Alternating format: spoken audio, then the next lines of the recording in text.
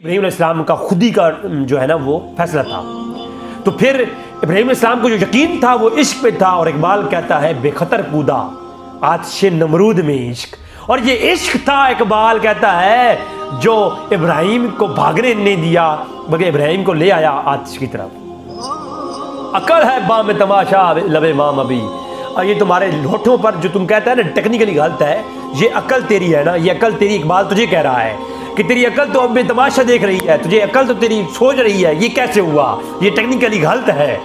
لیکن اقبال کہتا ہے نہیں, عقل تو ان کی بھی نہیں مانتی تھی اور کسی کی عقل بھی نہیں مانتی. یار جس آگ سے اوپر سے پرندہ نہیں گزر سکتا اس آگ میں بندہ کیسے بچ گیا جی. تو میرے بھائیو یہ مرزا صاحب خود ٹیکنیکلی غلط ہے کی چوٹ پہ غلطی ہیں. کوئی ان کے بارے میں ہم نے پیغمبری نہیں کلیم کی ہوئی ہے. تو یہ جو ان کا شعر ہے نا جی, بے خطر کود پڑا آتش نمرود میں عشق, عقل ہے باہ بے تماشا لب بام ابھی, یہ ٹیکنیکلی شعر غلط ہے کیونکہ بے خطر کودا تو کوئی نہیں ہے. حضرت ابراہیم علیہ السلام نے خود تو چھلانگ نہیں ماری ہے ٹیکنیکلی سپیکنگ. کودا کہاں سے؟ ابراہیم علیہ السلام کو تو دھکا دے کے پھینکا گیا آگ کے اندر. خود کودتے تو خودکشی ہوتی, خودکشی تو اسلام میں حرام ہے. تو بے خطر کود نہیں پڑا, بے خطر تھے وہ جب کہ ان کو پھینکا گیا آتش نمرود میں. یہ بات ٹھیک ہوگی, یہ ٹیکنیکلی جملہ غلط ہے. آتش نمرود میں عشق, عقل ہے ماہ تماشا لب بام ابھی. عقل کوئی ماہ تماشا نہیں ہے, انہوں نے اپنی عقل ہی استعمال کی تھی تو انہوں نے اپنی جان دینے کے لیے اپنے آپ کو رب کے حضور پیش کیا. ٹھیک ہے. تو یہ جو ہے نا مرزا صاحب نے جو کہا, اور یہ کوئی اقبال کو جو شخص پڑھ لینا سمجھ کے, وہ ایک ہی شخص تھا علامہ خادم حسین رضوی رحمہ اللہ, جنہوں نے اقبال کو اس طریقے سے پڑھا. اور پھر علامہ خادم رضوی صاحب کی باتیں ابھی بھی آپ سن لیں, ان کی ویڈیوز دیکھیں آپ, جو وہ علمی بیان کو کرتے ہیں اور اقبال کو بیان کرتے ہیں تو ان کی آنکھوں میں جلال دیکھیں, غصہ دیکھیں کہ اقبال کے جو نظریہ ہے جس نے وہ پکڑ لیا نا, ہائے ہائے, پھر اس کو ایک ایسا جوش ہوتا ہے کچھ کرنے کا, کچھ جو ہے نا اس کا دل کرتا ہے. اور پھر وہ شخص خودی نہ بیچے غریبی میں نام پیدا کر.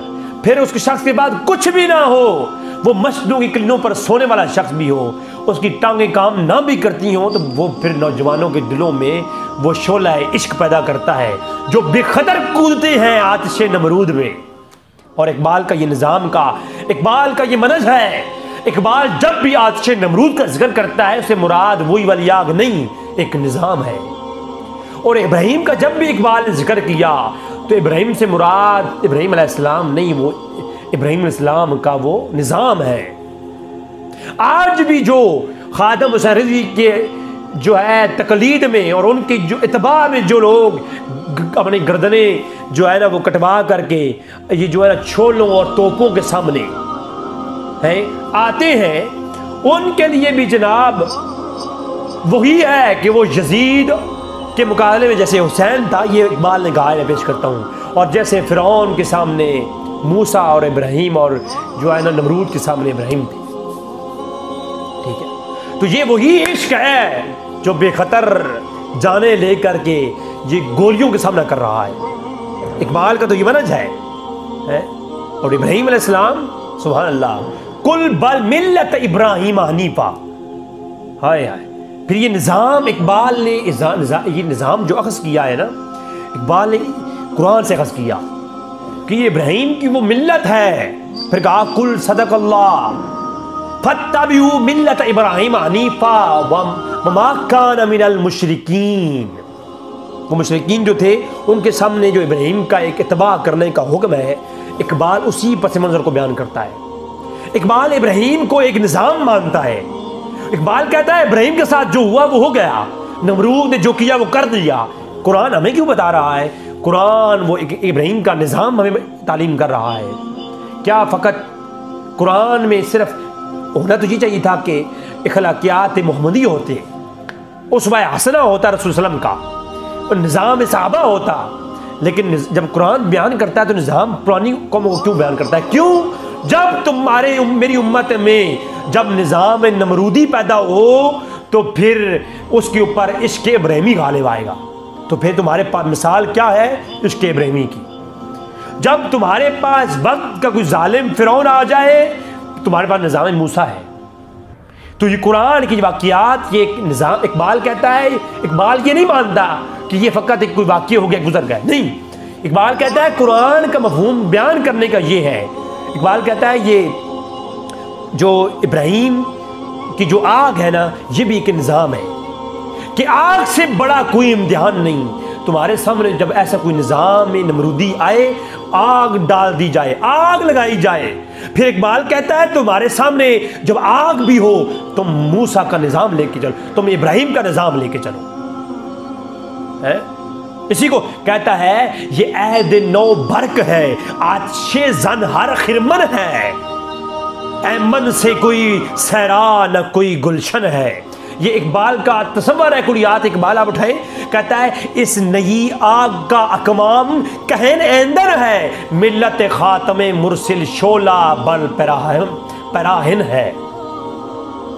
اقبال خود یہ کہتا ہے، اقبال کہتا ہے کہ آج بھی ہو جو ابراہیم کا ایمان پیدا، آگ کر سکتی ہے انداز گلستان پیدا۔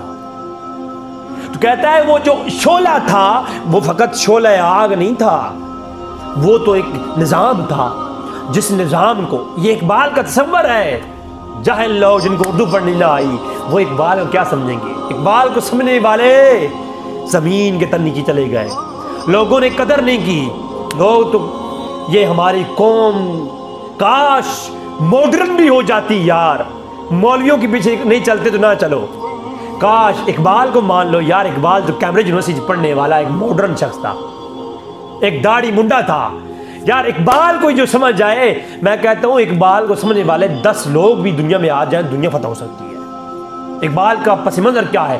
نظام کا، ایک نظام قائم کرنا، یہ میں تو اس کے بھی خلاف ہوں، یہ جو پاکستان بنایا اقبال کا صرف یہ ٹکڑا لینا، کوئی زمین کا ٹکڑا الگ کرنا، یہ مقصد نہیں تھا۔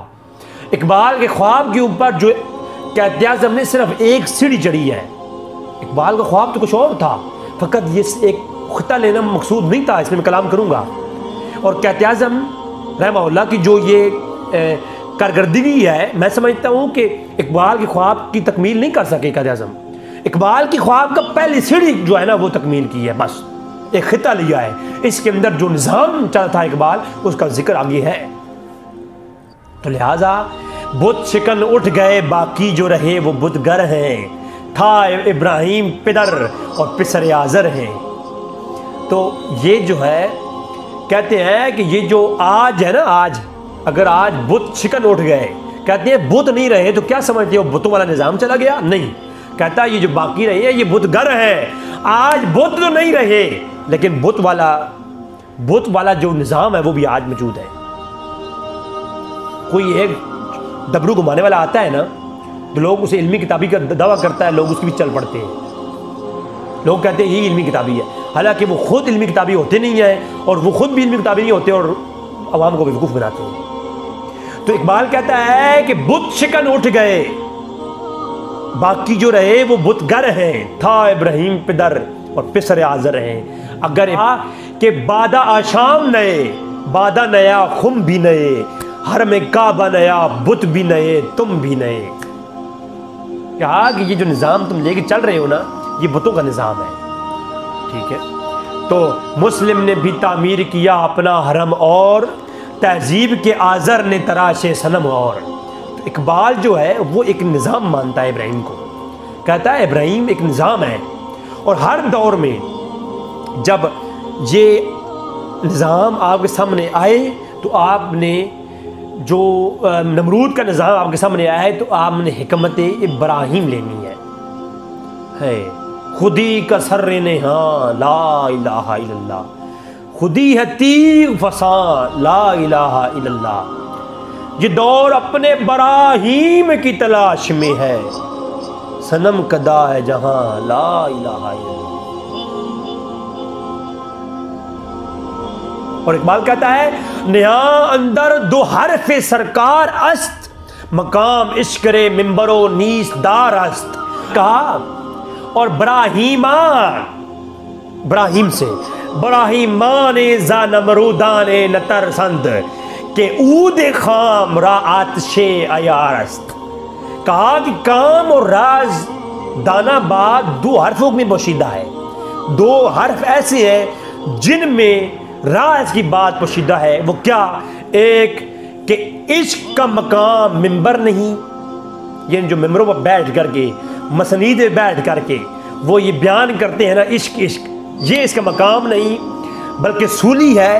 اور دوسرا یہ کہ جو نمرودوں سے ڈرتے ہیں وہ ابراہیم کا نظام نہیں، یعنی آتش جو آگ سے ڈرتے ہیں، نمرود کی آگ سے، یہ ابراہیم کا نظام ہے۔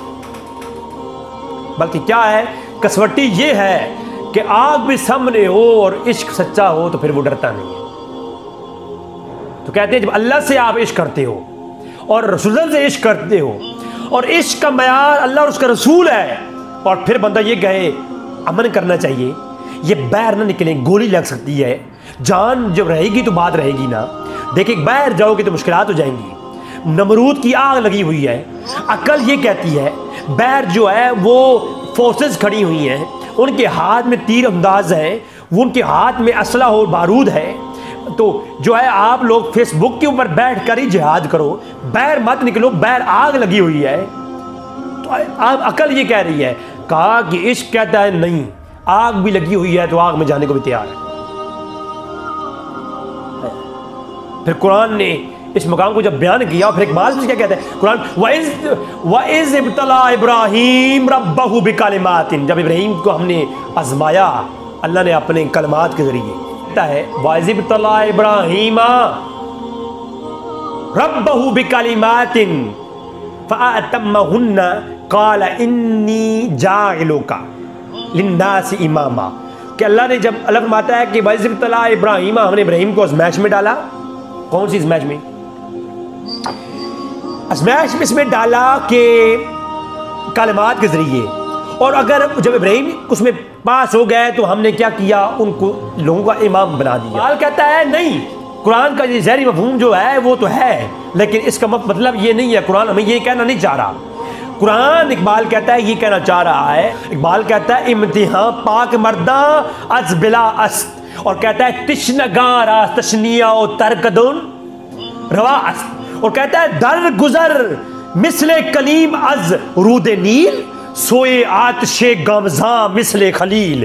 تو کہتا ہے اقبال کہتا ہے کہ اللہ تو ایسے ہی آزماتا ہے لوگوں کو، اور جب ایسا ہو جائے تو کہا کہ پھر تو کیا کر، کہا کہ جب ایسا مسئلہ ہو تو اللہ بتانا یہ چاہ رہا ہے کہ مثل خلیل تو نیل سے گزر جا، دریا نیل سے، اور جب آگ لگی ہو تو مثل کلیم تو نیل سے گزر، اور مثل خلیل تو آتش سے گزر۔ اقبال یہ بتانا چاہ رہا ہے کہ اے نوجوان، قرآن کا تعلیم جو امام بنایا نا، اس کا مفہوم یہ ہے کہ تو بھی، تیرے سامنے جب نظام فرعونی اور نمرودی آ جائے تو مثل کلیم اور خلیل کر، اللہ تجھے دنیا میں اور امام بنائے گا۔ یہ امام بنانے کا نسخہ بتایا قرآن میں اللہ نے، اور اس کی تشریح کی ہے علامہ اقبال نے۔ اور آپ خود دیکھیں، جس نے بھی اقبال کی اس بات پہ عمل کیا، آپ دنیا ان کو کسی نام سے جانتی ہے۔ صلاح الدین ایوبی کو دیکھ لیں، سلطان محمود غزنوی کو دیکھ لیں، اس سے پہلے آپ دیکھیں صحابہ کرام کو دیکھ لیں۔ جس شخص خالد بن ولید کا نام صحابہ کرام میں الگ کیوں ہے؟ بہادری کی وجہ سے۔ کیوں؟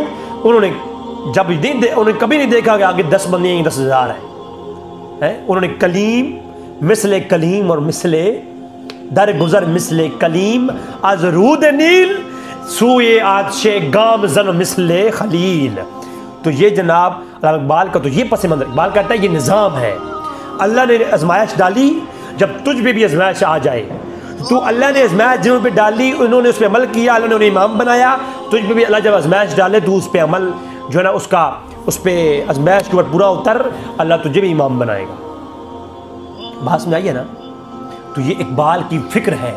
اقبال جب بات کرتا ہے ابراہیمی کی، اصول ابراہیمی کی، تو اقبال کھول یہ کلیات اقبال پڑھ رہا ہوں میں، اقبال کھول پسر را گف پیرے خرقہ و بازے تیرائی نقطہ بادید حضر جاں کرد، اور با نمرودان این دور آشنا باش را فیض شیاں براہیم تواں کرد۔ اقبال کہتا ہے کہ جب یہ بڑے بڑے فجر قسم کے لوگ جو بڑے حکومتوں کے اوپر بیٹھے ہوتے ہیں، اقبال ان کے بارے میں کہتا ہے کو یہ گدی نشین اور حکمرانوں کی جو گدیوں پر بیٹھے جنرل کرنل وزیر اعظم یہ جو لوگ ہیں منسٹر ان کے بارے میں کہتا ہے کہ ایک جان نشین سے ایک نشین نے کہا، ایک جو بڑا بزرگ تھا جو ایک جو ہے منصب اور نشست پہ بیٹھا تھا، اس نے اپنے جانشین کو یہ تعلیم دی کہ بیٹا اپنے وقت کے نمرودوں سے ہوشیار ہو جا، ان کو جان لے۔ کیوں؟ جب تمہارے وقت کے نمرود تمہارا سامنا کریں گے، زفیض شیاں ابراہیمی تواں کرد، پھر تو نے ابراہیمی سنت کے اوپر چلتے ہوئے ان کا سامنا کرنا ہے۔ اقبال کی فکر یہ ہے۔ تو جو مرزا صاحب ہیں انہوں نے کیا کیا، انہوں نے کہا جی اقبال کی ٹیکنیکلی غلطی ہے۔ وہ اقبال کو ٹیکنیکلی، جن کو شاعر مشرق کو بالاجماع شاعر مشرق کہتے ہیں، میں ابھی بھی جو بھائی چاہے مجھے واٹس ایپ پہ رابطہ کرے، میں اس کو ٹیلی گرام کے اوپر ایران کے 14 گروپ ہیں اور بڑے بڑے علماء گروپ ہیں، ان پہ ایڈ کرتا ہوں۔ ان کے اندر فارسی بولنے والے صرف لوگ ہیں، اور میں خود فارسی کے اندر ہی بات کرتا ہوں ٹرانسلیٹر کی مدد سے لکھ کر۔ جو بات سمجھ نہیں آتی وہ ٹرانسلیٹر پہ، مجھے خود فارسی نہیں آتی، میں فارسی کرنا ماہر نہیں، تو میں ٹرانسلیٹر سے ہی ٹرانسلیشن کرتا ہوں۔ تو جس کو چاہیے ٹرانسلیٹر وہ مجھ سے رابطہ کرے گی، کیونکہ بعض لوگوں کو فارسی ٹرانسلیٹر کا علم نہیں، تو وہ مجھ سے رابطہ کریں گے، میں ان کو بتاؤں گا کون سا ٹرانسلیٹر سب سے اچھا ہے۔ تو اس کے اندر میں بتاؤں گا کہ جب میں نے اقبال کا ایک شعر سینڈ کیا تو سب بول اٹھے یہ شعر تو اقبال لاہوری کا ہے۔ میں حیران ہو گیا، یار کیسا یہ جو ہے نا ان کو پتا ہے کہ اقبال کے بارے میں وہ کیسا، وہ اقبال کو ایک نظام کہتے ہیں یہ اقبال نہیں، یہ ایک نظام، فکر کی نظام، ایک نظام کی فکر ہے۔ نگاہ تو عطاب آلود تا چند بتان حاضر و موجود تا چند، اور دری بت خانہ اولاد ابراہیم نمک پروردائے نمرود تا چند۔ کہا غیرت ہو انسان میں، اقبال کہتا ہے جب تم کسی نشست پر بیٹھے ہو، کہا بندے میں غیرت ہو، اقبال یہ کہتا ہے بندے میں غیرت ہو تو اگر وہ نمک کھانے والا بھی ہو نا، کسی پارٹی کا ہے، کسی وزیر کا، کسی بڑے کا، نمرود کا نمک کھانے والا بھی ہو تو پھر اس نمرود کی بت خانے کو توڑ دیتا ہے اگر غیرت ہو تو۔ بغیرت ہو تو پھر اس کا نہیں، غیرت ہو تو کھا کے نمک نمرود کا بھی نا تو بت خانے کو توڑ دیتا ہے۔ اور علم مسلم کامل از سود دل است، معنی اسلام ترک آفل است، اور چون زبند آفل ابراہیم رست، درمیان شولائے ہان کو نشست۔ کہا کہ جب اسلام اور مسلم کوئی اسلام کے اوپر عمل کرنے والا ہو تو اسلام کا مفہوم یہ نہیں ہے کہ وہ آفل کے اندر جا گھس جائے، نہ، وہ آفل کو ترک کرنا یہ اسلام کا حکم ہے۔ جو ہے اسلام اصل یہ ہے، کہتے دوسرے معنوں میں، آسان معنوں میں، کہ اگر اسلام یہ ہے کہ موسیٰ اسلام کے سامنے اگر دریا ہو دریا، تو اسلام کا مطلب یہ ہے کہ اس کے اندر بھی گھس جاؤ، ایمان ایسا ہو۔ اسلام کہتے ہیں تسلیم کرنے والے کو، یعنی تسلیم کرنے والا مسلمان ہے وہ ہے علم مسلم کامل۔ مسلم کامل وہ ہے اسلام کے معنی میں کہ جس کے سامنے دریا بھی ہو وہ اس میں چادریں ڈال دے، اس میں گھس جائے، ٹھیک ہے۔ اور پھر دین میں حکمت کیا ہے؟ فرمایا کہ پھر چون زبند آفل ابراہیم رست، درمیان شعلہ ہان کو نشست، پھر جا کر کے نمرود کے شعلے کے اندر جا کر کے نشست کر کے بھی نا بندے کے چہرے پہ مسکراہٹ آتی ہے، بددینی نہیں آتی، وہ جو ہے مثل ابراہیمی ہے جو شعلوں کے اندر جا کر کے نشست کرتا ہے۔ تارک آفل ابراہیم خلیل، انبیاء را نقش پاؤ دلیل، اور یہی پھر ہمارے لیے دلیل ہے، ابراہیم کے نقش پہ چل کر ہم جو ہے انبیاء کی جو ہے وہ معاملات جو ہے ہمارے لیے دلیل ہیں۔ جب ہمارے نظام کے اندر ایسے فرعون اور نمرود آ جائیں، ان کے مقابلے میں ہمارے پاس نشست یہی ہے۔ اقبال نے یہ ہمیں سمجھایا ہے۔ اقبال کا تو پوری مسلمانوں کی امت پر ایک بہت بڑا احسان ہے۔